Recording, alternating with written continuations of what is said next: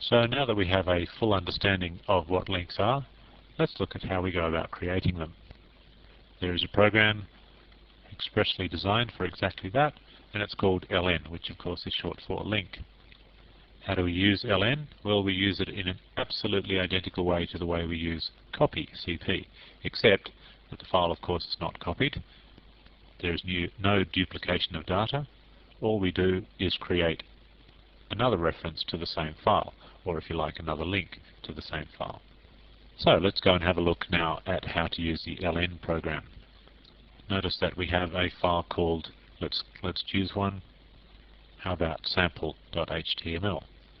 Now I could of course duplicate that file by using CP, copy sample.html to copy, let's just call it copy just so that we know what we're looking at, and that duplicates the file. Now I do an ls-li and I find, well, there's so many files, I'll just list the two files we're interested in. Okay, there are the two files, and you'll notice that they are almost identical. They both have the same permissions, the same link count, owner, group, same size, slightly different date and time, which is our first indication that they're not identical files, but they could even have the same time on them. So how can we tell that they are in fact different? Well, of course, the inode number is different. So obviously now if I go in and modify sample.html, and then I were to open up copy.html, I would find the original text. So now instead let's create a link, ln of sample.html, and I'll call this link.html. Now when I list the three files that I'm interested in, I find that the link count for sample.html has gone up to 2, and of course there is a second file that shares exactly the same inode number called link.html. I think you recall from an earlier example that if I were to modify sample.html, I would go into link.html and find that the data has actually changed. Also, of course, I could create a link to sample.html in a different directory. I could put one in subdir1, and now I could go into subdir1 and do an ls-li and find that there is of course a file in there called sample.html as well, again with the same inode number, and now there are of course 3 links. So it's possible to have 2 files with the same name in different directories that are in fact links to the same file. Okay, so hopefully we now completely understand what a link is and how to use one. What we probably don't yet fully understand is why do we even have links at all? What's the point? Why were they invented? Can you think of a reason?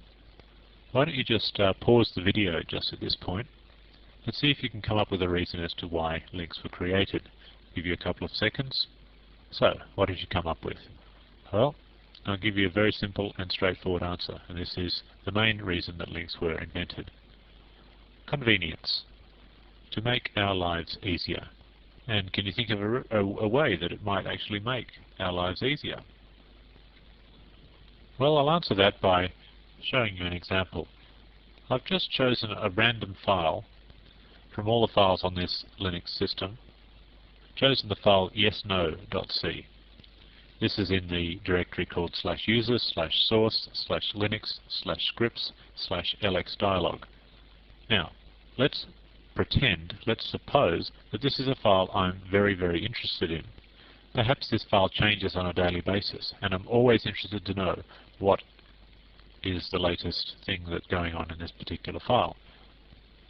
Can you think of a file in your workplace that changes on a regular basis and you'd always like to know what's going on with that file? Maybe the receptionist keeps track of the extension numbers of everybody in the company, and she updates that on a regular basis. Now what you could do, I guess, is copy that file that you're interested in into your home directory. The reason for doing that is you might be very, very sick of always having to type /user/source/linux/scripts/lxdialog if you want to actually access this particular file. So you just copy it into your home directory and then you can access it very easily. Now of course if you copy the file, then if the secretary goes and changes the file, or the file is updated in some way, you will be running an old version of it. You will be accessing a copy that was made sometime in the past. Not only that, but you're wasting disk space by duplicating the data in the file. Wouldn't it be much nicer, of course, if you simply linked the file into your home directory? And I'll do that now. I'll ln the file yesno.c into my home directory, which is just tilde. And of course it's giving me an error message, invalid cross-device link. That is because the yesno.c file and my home directory are both on different disks, both on different hard disks. And because they're on different hard disks, they're obviously going to have different block numbers, which means they have different inode numbers in different inode tables, which means I can't link them, which is a bit of a shame. But you get the idea.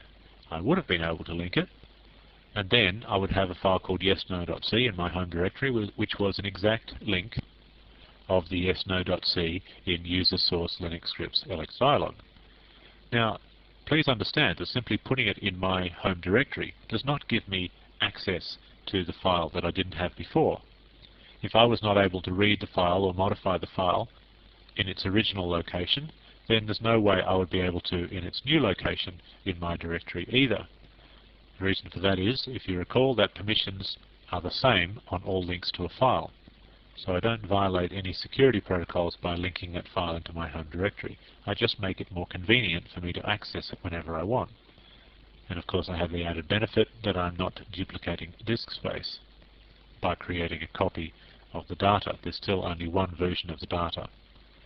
So if your organization is one of those that suffers from a massive glut of people copying files from place to place, you might like to consider linking files instead of copying them. And of course dramatically cut down on the amount of duplicated data that is on your hard disk. Okay, well that's just about it for links. In the next module we'll have a look at a special kind of link called a symbolic link.